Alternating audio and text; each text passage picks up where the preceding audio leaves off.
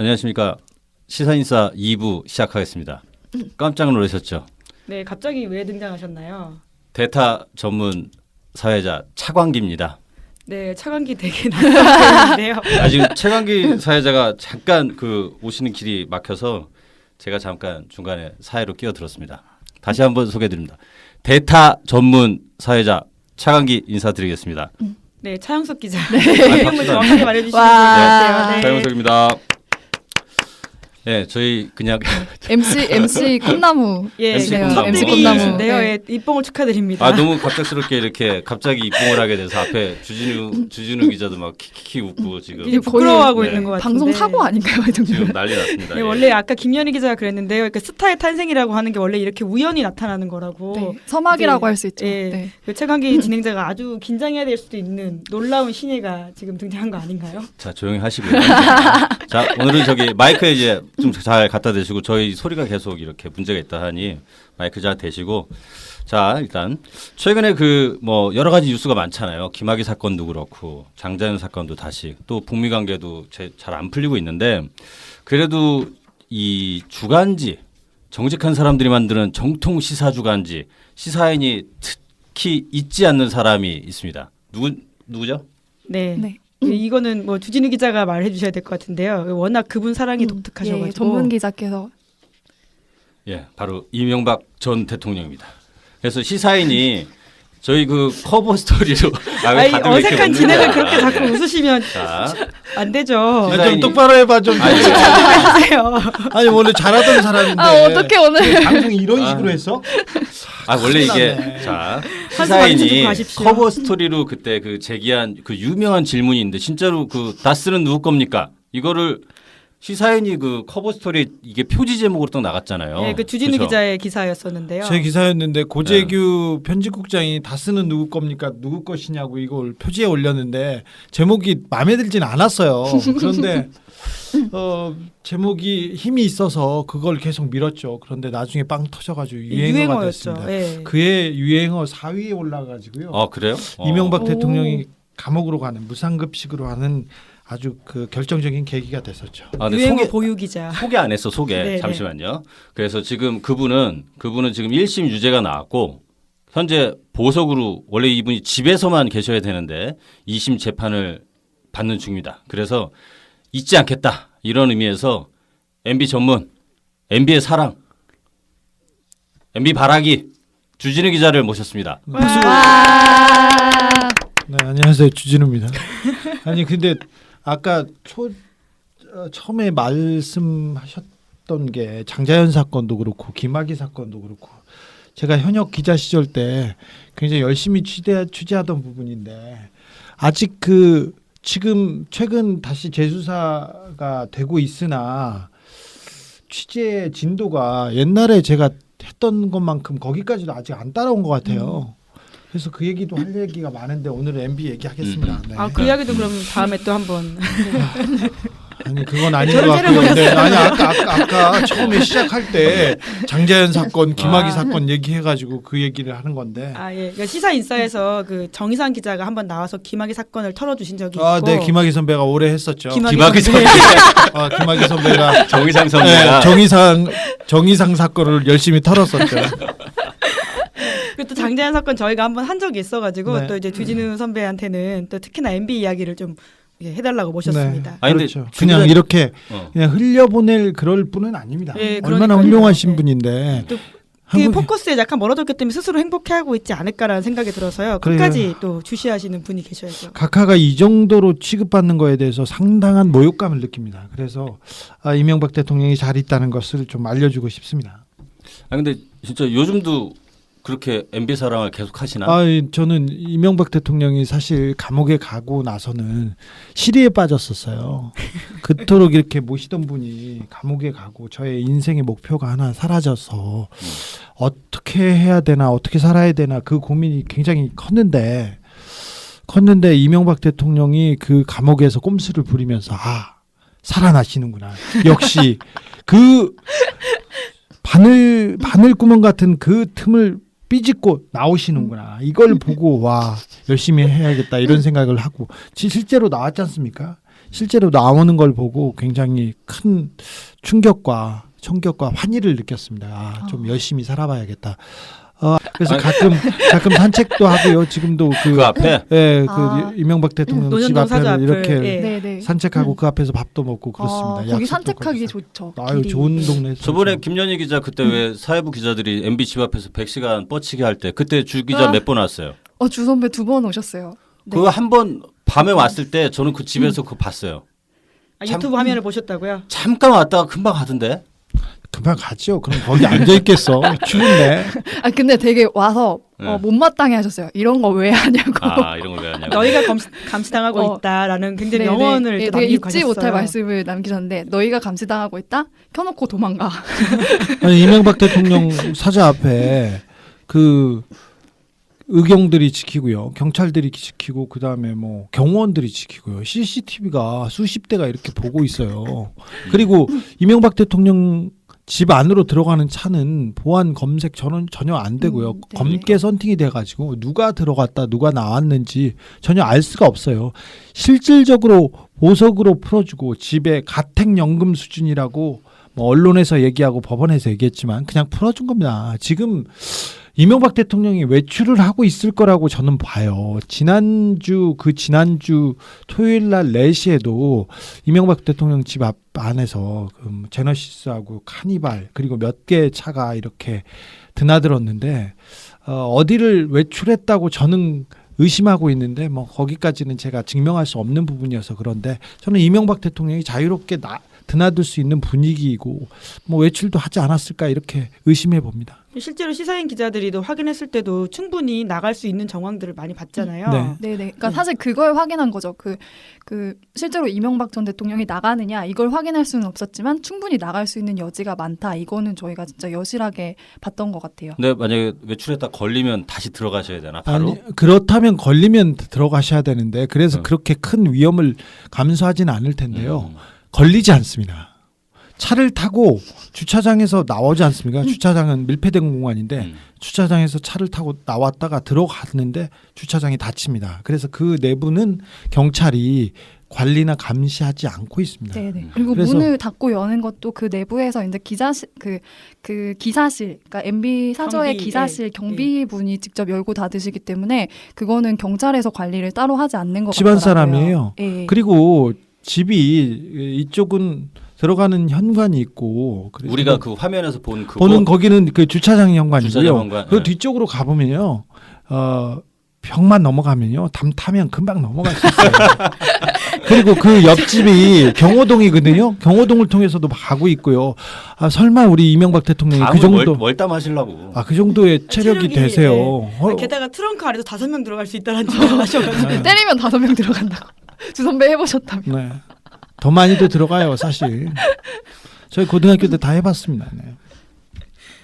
그러니까 프라이드? 네. 아까 우리 본 프라이드? 프라이드에도 5명 들어갔는데 큰 차에는 더 많이 들어갔죠. 그럼 제네시스는 뭐 거뜬하겠네요. 네, 그리고 그 다른 많은 차가 이명박 대통령 집안에 다른 많은 차들이 이명박 대통령이 보석으로 나오기 직전에 이렇게 차를 바꾸거나 어떻게 이동이 돼 있었어요. 왜 그런 거예요? 네. 아들이 타던 차가 사저로 들어온다던가 아니면 다른 차가 바뀐다던가 그래서 주변 사람들이 다 차를 그때 바꿨어요. 그래서 조금 미심쩍긴 하나 뭐 그럴 수 있다고 생각합니다. 근데 요즘 그래서 취재한 내용 지금 MB님은 안에서 뭐 하고 계시는지 어떻게 지내시는지 취재한 내용은 좀 없어요? 재판 열심히 치르고 있어요. 재판 준비? 재판 그 김현희 기자 꼼꼼히 보고 있는데 재판에서 이렇게 가서 보지 않습니까? 그러면 이명박 대통령이 모든 사안에 대해서 정확하게 파악하고 있어요. 그래서 강훈 변호사하고요.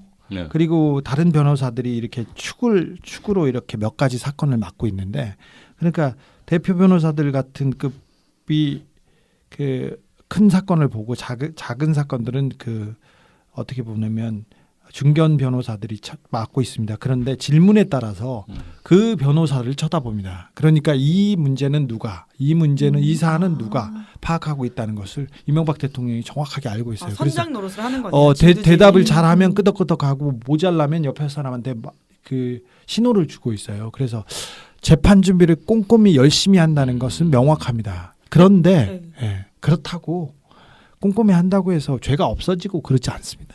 게다가 최근에 나온 증인들이 다 이명박 전 대통령에게 불리한 이야기들을 해서 심지어 이학수 부회장 이야기 때 욕까지 했었잖아요. 이명박 전 대통령이. 얼마나 그러니까 예. 내가 이명박을 좋아하지 않을 수 없는 이유가요. 이명박 대통령은 법원에서 심지어 무슨 욕을 했는데? 그렇잖아요. 네. 어디 그래서 미친 X라고 보도가 네, 많이 네. 됐어요. 법정에서 네. 자기한테 불리한 증언이 나온다고 에이, 해서 설마 피고인이 전 대통령이 법정에서 미친 예. 놈이라고 했다고? 네, 그래서 검찰 쪽에서 그 증인 신문이 끝나고 정식으로 항의를 했고 재판부도 자제해달라고 주의를 줬어요. 아니, 실제로. 그러니까 우리 각하가 존경할 만한 진짜. 자기한테 불리하면 욕해버려. 이 정도는 돼야지 진짜 호연지기를 보여주신 진짜. 거예요. 예전에 주 기자도 그때 왜 그 잠깐 들어갔다 있을 때 그때 한 번쯤 그때는 이제 저- 구속영장 실질 심사를 아니, 받기 위해서 서초서에 저도 있었죠. 피고인석에는 꾸준히 앉고 있습니다. 하도 많이 앉아봐서 그렇게 재판 분위기를 잘 알고 재판 나름대로 잘 봤는데 불리하다고 해서 욕하고 그런 사람은 그런 경우는 본 적도 없고요. 판사들도 놀랐을 거예요. 이학수 그런- 부회장한테 약간 협박하는 건가요? 시그널인 거예요? 왜 욕을 아니, 한 거예요? 그런 것도 있고요. 네. 그냥 혼잣말로 하듯 이렇게 미친데 뭐 다 들릴 만인데 뭐 자포자기 자기도 있었을 거고요. 그리고 또 이거는 기본적으로 이명박 대통령의 성정. 얼마나 이분이 고매한 성격인지 그걸 보여주십니다. 마음이 앞과 뒤가 다르지 않아요. 마음에 저 새끼 바로 욕해버리는 이 아까 거치 똑같은 너- 앞뒤가 똑같은.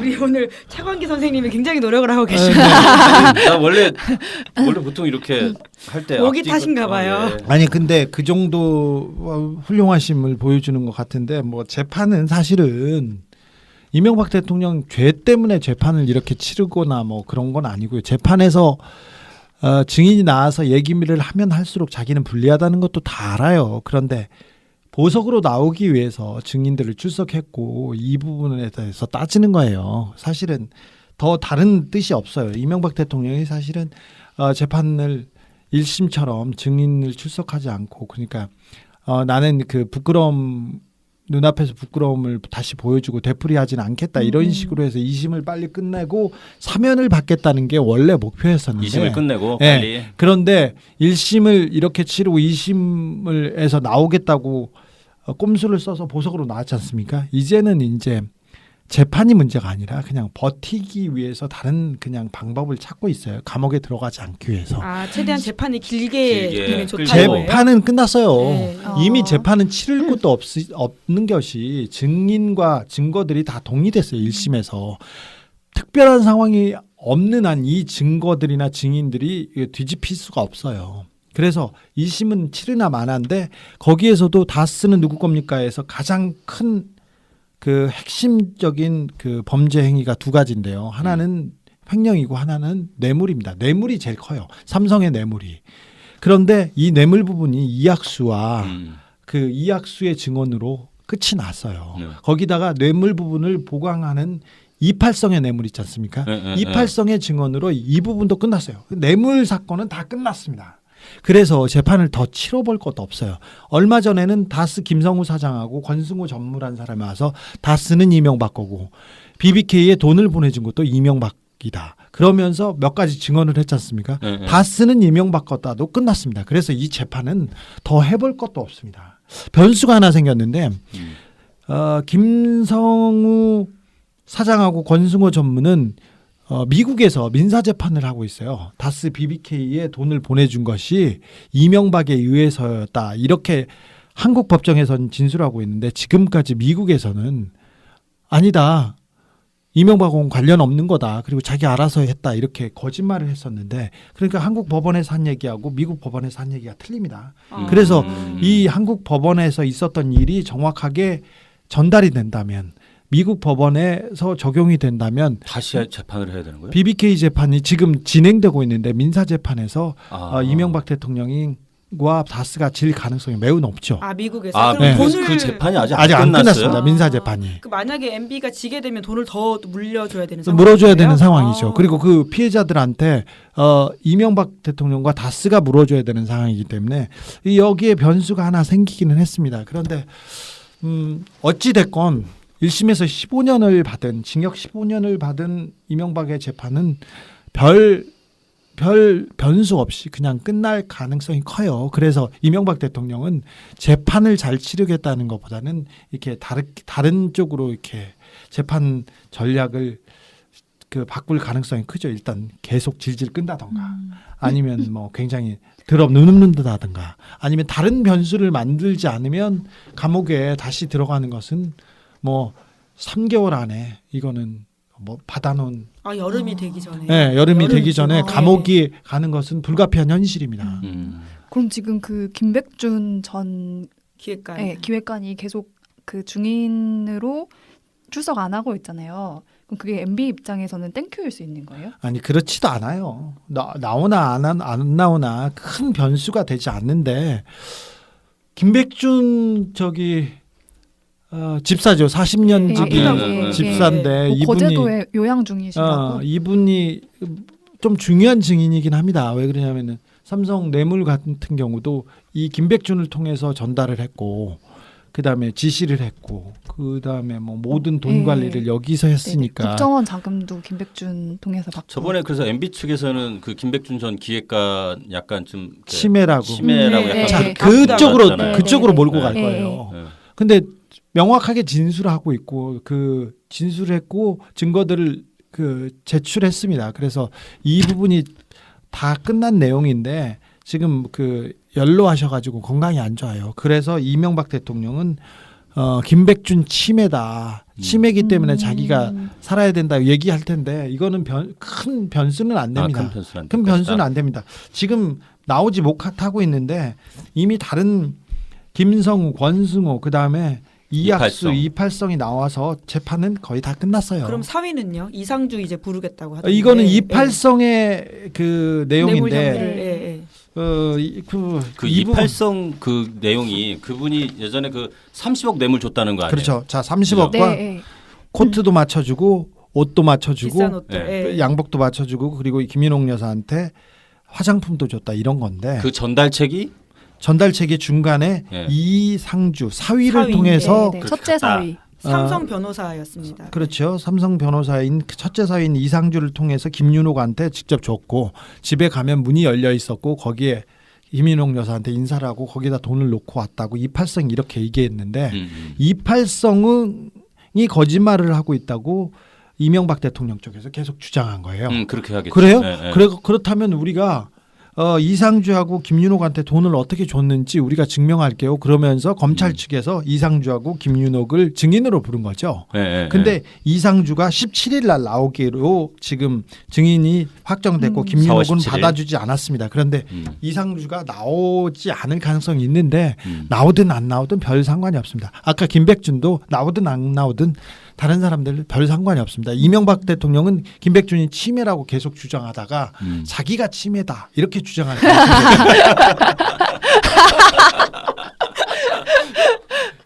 이거 맞추면 가능성이 용한 거고. 이명박 대통령이 계속 저는 눈을 비비고 있고 지금 벤칭하는구나 눈을 이렇게 닦고 있는데 요새 아프다고 할 수 있는 게 들어눕는다는 게 눈 수술을 갑자기 할 가능성이 조금 있거나 아니면 치매기가 있다고 이렇게 주장할 가능성이 커요.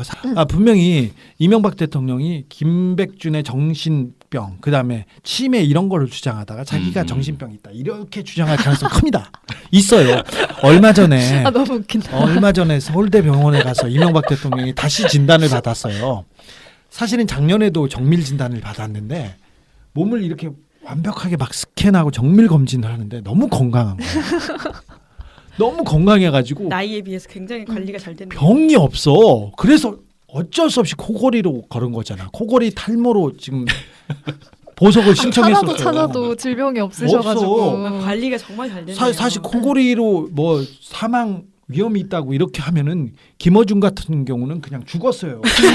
코를 너무 골아가지고 KTX에서 코 고는데 모든 사람들이 한 칸에 탄 사람들이 너무 심각하게 클레임을 해가지고 KTX 여승무원이 와서 저한테 깨워달라는 거야. 근데 어떻게 깨워? 그래가지고 저는 다른 칸으로 가가지고 부산까지 갈 때까지 서서 간 그런 경우도 있어요. 그러니까 이 코골이 코 고는 사람들은 그리고 또 40대 넘으면 남성들은 코를 많이 걸고 뭐 호흡기에 문제가 생길 수도 있습니다. 그런데 70대고요. 그리고 이명박 대통령 굉장히 건강합니다. 얼마 전에 서울대에서 검진을 다시 받았는데 제가 맞아, 한번 가셨죠. 그 개인의 신상이기 때문에 정확하게 말씀은 못합니다. 저도 몰라요. 전혀 들은 몰라요. 얘기겠지. 어서. 건너 들었어요. 너무 건강해가지고 다른 지병 없습니다. 그래서 괜찮습니다. 그러면 묘수를 내야 됩니다. 신약을 개발하듯 신병을 개발해야 됩니다. 그래가지고 신병 개발에. 신병 개발해야 됩니다. 그거 아니면 이명박 대통령 길이 없어요. 그래서 아마 앞으로 수술할 가능성이 조금 있어요. 수술할 가능성이. 뭔지는 잘 모르겠습니다. 지금 면밀히 지금 조사하고 있을 거예요. 이팔성 나왔고 이상준은 4월 17일이고 그리고 다스 전 사장 전무 나왔고 그다음에 김백준 전 기획관은 지금 어떻게 될지 모르는 상태고 그럼 남은 지금 MB 재판 2심에서 하이라이트는 어디예요? 그 우리가 뭘 지켜봐야 돼? 하이라이트 끝났어요. 그 아까 그 이학수 재판에서 네. 이학수 이학수 증인에서 끝났다고 봐요. 그거로 이미 네. 재판은 네. 끝났다. 재판은 끝났어요. 그리고 네. 재판은 사실은 해볼 것도 없어요. 재판은 중요한 게 아니었고 이 과정에서 얼마나 시간을 늘리느냐에 따라서 이렇게 달라지는데 여기는 이명박 대통령 재판은 뭐 변수도 없고요. 따져볼 것도 사실 없어요. 재판을 하면 할수록 이명박 부끄러운 것만 있어요. 자기의 부끄러움을 무릅쓰고 자기의 죄를 이렇게 국민들한테 알려주는 이명박 대통령의 이런 관대함. 포용력 이런 거 있잖아요. 높게 평가해야 돼요. 호연지기, 호연지기. 앞과 호연지기. 뒤가 법정 같고, 법정 예. 호연지기. 일관된 사람. 서초동 그렇죠. 호연지기. 그렇죠. 일관된 수미 쌍관 얼마나 좋아. 이명박 대통령은 진짜 정말 많은 걸 진짜 배울 수 있게 위인이세요. 하는, 예. 위인이야. 근데 다시 감옥을 가시려면은 빨리 2심 선고를 하고 법정 구속을 해야 되는 건가요? 그렇죠.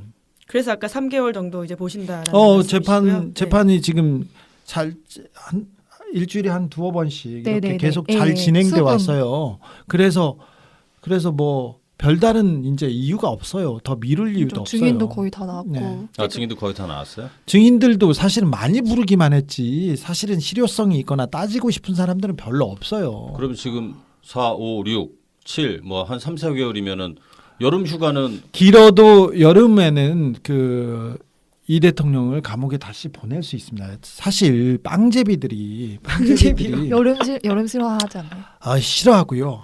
한 번 갈 때는 몰라서 별로 큰 두려움이 없는데요. 두 번 가라고 하면 죽으려고 그래요. 아니까. 두 번 들어갈 때 감옥 갈 때 너무 힘들대요. 저는 스트레이트에서 사법농단 사건을 계속 이렇게 했는데 사실 저도 아직 많이 걸려 있거든요. 이명박이 또 민사로 걸었잖아. 재판에 이제 민사로 민사로 걸어가지고 재판을 또 받아야 되는데 사실 법정 가기가 두려워요. 그동안 이 사람들이 어떤 사람인지 알았는데 제가 사법농단을 취재하고 보도할 때마다 사법부에서 판사들이 그리고 판사 지인들이 계속해서 이제 그만해야 되는 거 아니냐. 너무 많이 걸려 있는데 스트레이트. 그런 얘기를 많이 했어요. 그런데 그래도 이 문제는 포기할 수 없고 이 문제는 타협할 수 없다 이런 생각 때문에 많이 했었는데 재판 걸려서 이제 끌려갈 때 되니까 좀 참 걱정은 앞섭니다. 네. 그렇게 보면 또 이명박 박근혜 때 그 진짜 그 짐승 같은 시간을 잘 견뎠어. 재수가 좋았어요. 그렇잖아요. 그치. 그때 왜 서초서였나? 서초서 예, 유치장에 서초서, 같이 예. 했을 때 두 분이 가셨죠. 나랑 예. 저 김은지 기자랑 같이 맞아. 면회 갔는데 그 멤버가 이렇게 팟캐스트를 하고 네, 계시다니. 식사 때를 놓치셔가지고 저희가 뭐 사다 줄까 여쭤봤더니 콜라만 달라고 하시더라고요. 네, 주진우 선배의 콜라 사랑을 그때부터 느꼈습니다. 그때까지는 저는요 유치장에 이제 수갑 차고 유치장 갈 때까지는 아니 내가 죄가 없는데 제가 오촌 살인 사건이 이상하다 수사가 제대로 되지 않았다 이 얘기를 했는데 그걸로 구속영장이 청구됐거든요. 그런데 그니까 아무것도 아니잖아요. 네, 제가 지난주에도 말씀드렸는데 저는 검찰 개혁의 필요성을 정말 그때 느꼈어요. 이건영 검사가 영장을 청구했고 그 이름은 참 계속 말하고 이건령. 이건령. 네, 령. 네. 자, 걸리면 이씨. 네. 그런데 기각이 됐고요, 당연히. 자 네. 그런데 당연히 기각이 네. 어려운 거였어요. 왜 저는 죄가 마음고생을 없으니까 했죠, 조리게 되고. 죄가 없으니까 당연히 무죄다. 당연히 죄를 받지 않을 거다. 이렇게 생각했는데 수갑차고 유치장에 들어가 보니까 판사가 저를 내보내려면 판사가 법과 양심대로 판결을 하려면 굉장히 큰 용기가 필요한 거였어요. 그래서 판사들이 왜 이렇게 판결을 하는구나 이런 걸 좀 그 메커니즘을 보게 됐어. 양승태와 임종원과 그 라인들이 원하는 박근혜 정부를 위해서 판사들이 보고서를 쓰고 재판을 하고 있었잖아요. 그런 걸 보면 우리는 진짜 앞에서 까분 거지 뭣도 모르고. 근데 그런 거 치곤 그러니까.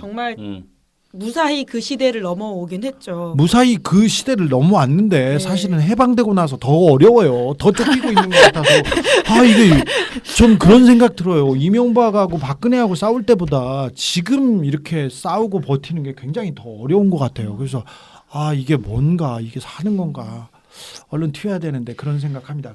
그래서 굉장히 좀 이명박 대통령이 구속되고 그 다음에 조금 그리고는 해방 후에도 이렇게 버티는 게 어렵구나 이렇게 해서 고민하고 방황하는데 방황했어요 사실은. 그런데 이명박 대통령이 텅 튀어나와가지고 저한테 길을 이렇게 목도 목자. 맞아. 선배의 목자. 그래서 이제 조금 더 열심히 해야 되겠다는 생각을 해봅니다. 진짜 주 이미- 선배와 MB는 이명박은 불세출의 개고요. 개 땡땡이고요. 이 사람은 정말 전 세계 역사상 길이 남겨야 될 그런 사람입니다. 제가 이명박 평전은 꼭 이렇게 잘 모시겠습니다. 안 그래도 근황 여쭤보려고 했는데 그 진짜. 평전을 쓰고 계시는 건가요? 아니 지필. 써야 되는데 열심히 잘 안 되고요. 요즘 누구 만나고 다니는 거예요, 진짜? 만나는 건 똑같아요 하는 거하고. 요즘은 네. 어차피 회사는 열심히 안 나갔잖아. 똑같아요. 늦게 자고 늦게 일어나서 네. 약속들 얘기하고 취재도 열심히 하고 있어요. 취재를 이렇게 이제 넓게는 못 하고요. 그 제가 이제 천착하고 있는 그 부분만 하고 있습니다. 이명박에 대해서는 제가 열심히 해야 되는데 이명박에 대해서는 조금씩만 하고 있고요. 요새는 삼성 열심히 합니다. 삼성. 네, 삼성 열심히 해서 5월, 6월 달에는 어떤 결과를 좀 보여드리려고 합니다.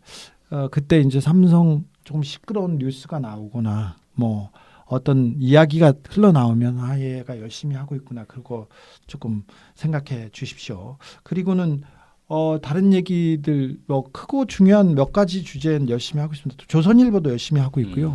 그래서 삼성과 조선일보에 대해서는 제가 뭔가 결과물을 내려고 합니다. 그래서 고민하고 있는데 무슨 이런 프로그램을 하나 만들어야 되나. 이씨하고 방가해가 이씨방가 이걸 하나 할까 지금. 발음 일부러 그렇게 하신 거 아니죠? 아니에요. 이 씨방가 애들은 어떻게 좀 제가 좀 처리하려고 이 두 부분에 대해서는 열심히 조금 쫓아다니고 있고요. 이명박 취재 열심히 아직 결과물을 못 내놔서 그렇지 지난주에도 계속 중국에 가서 이명박 취재를 하고 있고요. 또 계속 출장 다니고 취재하고 있습니다. 계속 맨땅에 헤딩하고 있는데 원래 맨땅에 헤딩이 결과가 나오기 쉽지 않아요. 다스는 누구 것 이렇게 그렇지. 그때 시사인에서 처음에 계속 몇 번 보도했을 때만 해도 다른 언론에서 하나도 안 받았잖아요. 맞아요. 하나도 안 받고 이렇게 중요한 기사가 나왔는데도 다 무관심하고 그랬지 않습니까? 그런데 문건까지 보도했는데도 그랬죠. 그리고 청와대 네, 문건이라고 네. 흔들었는데도 이걸 보도 안 해줘가지고 그랬는데 구속되리라고 누가 알았습니까? 근데 구속됐잖아요. 근데 맨땅에 헤딩하다 보면 결과가 어떻게든 나오겠죠. 잘 안 나오더라도 이렇게 제가 돌아다니고 주변을 가면 이명박 주변 사람들이 긴장하고 또 움츠려 들더라고요. 그러면 그런 식으로 이렇게 저는 그분들하고 호흡하고 이명박에 대한 존경심을 계속 뒤에서 보이고 있습니다. 삼성 계속 취재하시면 그건 괜찮으신가요? 삼성 쪽에서도 워낙 주시할 것 같은데. 삼성은 언제나 주시했죠. 잘 생각해 보십시오. 옛날에 보수단체가 지난 정권 때였습니다. 보수단체가 계속 준동하고 세월호 폭식 투쟁하고 정경련을 통해서 계속 이상한 시위를 주도하고 그 뒤에 다 삼성이 있었습니다. 돈을 줬다라는 거죠. 돈을 줬죠. 돈도 주고 뭘 조종하고 그 사람들을 보내고 해결사로 쓴 게 삼성이었는데 삼성이 가만히 있을 리 만무하지 않습니까? 그리고 박근혜 재판과 명확하게 아주 밀접하게 관련이 있는 데다가 지금 삼성이 몇 가지 걸려 있는 부분이 있는데 그 부분에 대해서 사람들은 이게 뭐가 중요한가 이렇게 생각할 텐데 왜 중요하고 이걸 어떻게 처리해야 되는지에 대해서 제가 계속해서 말씀드리겠습니다. 그건 나중에. 뭐 사는 얘기 들어보니까 예전하고 거의 똑같네. 똑같아. 월급만 안 받을 뿐이야. 빨리 똑같아요. 똑같네 보니까. 자리가 비어 있습니다. 네. 수요일날 목요일날 가끔 와서 마감도 좀 하고 사무실 와서. 아니 그건 아니고 제가 컴퓨터도 못 치우고 지금 책상은 못 치우고 있는데 참 시사인 가서 그 책상에 책을 가져와야 되는데 그걸 치우지 못 네, 하고 마세요. 그냥 두세요. 그럼 지나가다 쉬었다 네. 가세요. 그냥 그러고 있어요. 계속 하고 있습니다. 네. 몇 가지 뭐 의미 있는 프로젝트를 이렇게 진행하는데 1년짜리 프로젝트, 2년짜리 프로젝트 계속 굴리고는 있습니다. 뭐 잘 할 수 있을지는 모르는데 이명박 대통령은 제가 어떻게든 잘 모셔보겠습니다. 네. 이재용 부회장도 제가 어떻게든 좀 모셔보겠습니다. 두 이씨 네. 반가. 네, 방상훈의 업적에 대해서는 반드시 제가 어떻게든 알리겠습니다. 네, 네. 아까 이씨 반가 뭐 그것도 재밌네요. 네. 두 모셔야 이씨 될 일이 반가 반가. 많은 것 같습니다. 앞으로도요. 그 시사인사에서는 잊을만 하면 주 기자를 불러서 요즘 뭐 하고 사는지 그리고 요즘 어떤 주제에 좀 관심이 있어 하는지 뭐 그런 얘기를 이렇게 이따금 듣도록 하겠습니다. 아 매월 한 번씩 나오시는 거 아닌가요? 그런 건 오셔야 아닙니다. 좀 김현희 기자가 보고 싶어하는데요. 그런 건 아니고 이게 골방에서 이렇게 하고 그러면 이거 참 되겠어? 그래도 오늘 큰 가르침 주고 가셨어요. 주 기자가 온다 그래서 방도 조금 더 넓은 데로 저번에 오셨던 데보다 훨씬 좋은데. 훨씬 그 방은 냄새 나더라고. 훨씬 쾌적한 저번보다 훨씬 넓고 쾌적한 아니 쾌적은 해줬다만 이렇게 맨날 지하 방을 전전하면서 이렇게 하는 게 맞는지 모르겠네. 옛날에 여기 지금 이 스튜디오는 이 뒤에서 한 2, 3분만 걸어가면 낙곰수를 하던 스튜디오가 이 근처였어요. 아, 되게 이- 추억의. 네, 2시간에 2만 원인가 이렇게 되게 저렴하네요. 빌려 시간당 2만 원인가 옛날이었으니까, 그랬어요. 예. 그런데 김어준이 그 방세를 밀리고 막 그랬었어요. 그리고 또 2시간을 빌렸는데 2시간 딱 빌렸는데 김어준하고 정봉주하고 도착해가지고 서로 늦게 오겠다고 서로 조용필이라고 안 들어오는 거야. 그래서 방송을 한 20분을 까먹었던 그런 경험 뭐 추억이 있는 장소인데 그 동네에서 시사인이 이걸 하고 있으니 그 걱정도 낙곰수 되네요. 8회부터 나갔던가 8회? 7회인가 8회부터? 모르겠어요. 8회 9회 뭐 그때쯤인 거. 제 기억에는 6회인가부터 했던 것 같은데. 몰라 그래가지고 그걸 듣고서 내가 재밌대 그랬더니 나보고 뭘 그런 걸 들어 그러면서 네, 그렇죠. 아니 그런 걸 그랬던 듣고 기억나. 맞아. 그러니까 저는 듣도 보도 못했거든요. 팟캐스트가 뭔지도 모르고 나는 꼼수다가 뭔지도 모르는데 제가 갔다 왔더니 옆에 있는 차영석 기자가 얘기를 하더라고요. 그거 재밌었어. 그거 이제 들을만해. 막 이렇게 한 거예요. 그때 그래서 나보고 뭘 그런 걸 듣냐고 막 쓸데없다고 그랬죠. 그리고 자기는 나는 꼼수다로 출연을 간 게 아니고 김어준 총수가 오라고 그래가지고 그냥 간 거. 라디오 무슨 MBC 라디오. 무슨 라디오에 자기가 그냥 나가는 뭐 줄 프로그램으로 알았어. 나가는 줄 네. 알았다는 거야. 그래가지고 아무튼 택시 타고 MBC로 가고 있는데 MBC로 가고 있는데 거기가 아니고 이쪽으로 오라는 거예요. 그래서 왔는데 없어 사람이. 좀 그야말로 비화네요. 뭐 그래가지고 그렇게 됐죠. 그리고 김어준이 다 자기가 나는 꼼수다 기반을 만들어 놓고 주진우를 태워가지고 이걸 만들겠다고 자기가 그런 큰 그림이 있었다고 이렇게 구라입니다 그거. 우연히 다 이루어진 결과. 구라예요. 무슨 그냥 한번 지나가다 걸렸는데 봤는데 그 다음에 그때 제가 에리카 김 얘기를 했을 거예요 아마. 에리카 김 네. 맞아. 아니 뭘 하면 되냐니까 이명박 얘기를 그냥 아는 대로 제일 전문가지 않냐고 하는 대로 아는 대로 하면 돼. 아니 제가 얘기하면 그냥 막 할 텐데요. 그랬더니 그냥 막 하시면 된대. 그래서 와서 그냥 막 하고 그냥 갔었어요. 높임말 하던 사이셨나요? 그리고 김어준이 나한테 그 이후에도 한 1년 동안 높임말을. 그럼 김어준은 나한테 뭐 높임말을 할 수밖에 없는 것이 항상 약속을 안 지키고 어기고 나를 이용하고 항상 자기가 나한테 그러거든. 그래가지고 굉장히 좀 무서워했었어요. 처음에는 그랬었는데 언제부턴가는 뭐 저렇게 됐지. 그런데 처음에 그랬죠. 그래가지고 처음에 갔다가 두 번째 한 번만 더 나와달라고 하더라고요. 뭐 때문에 그런지 한 번만 더 나와달라고 했다가 갔는데 그렇게 됐죠 나중에. 여기도 한 번만 더 나오시면 될 것 같습니다. 네, 지난번보다 좀 달라졌어요. 이제 유튜브 한다고요. 네. 카메라도 그때 아니 이제 카메라는 있고. 있어야 되는 게 맞아요. 지금은 이제 영상의 시대로 갔는데 팟캐스트 한다니 그것도 골방에서 참 걱정이 진짜 커요. 여기 이 조직 걱정이 커.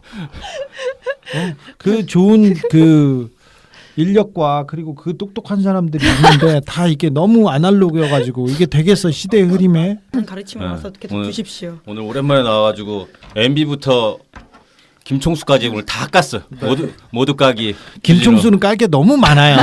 아직 시작도 안 했다는 표정이신데요. 정봉주도 까야 되는데 정봉주는 지금 뭐 좀 그런 상태이기 때문에 네, 그렇습니다. 알겠습니다. 오늘 간만에 주진우 반가운 얼굴 주진우 기자 나와서 그 재밌는 얘기 많이 했습니다. 다음에 그러면 또 뵙도록 하고 다음에는 오늘은 부르지 말고 난 진짜 경찰서 취재 가야 돼 갑니다. 자 오늘 여기까지 고맙습니다. 아,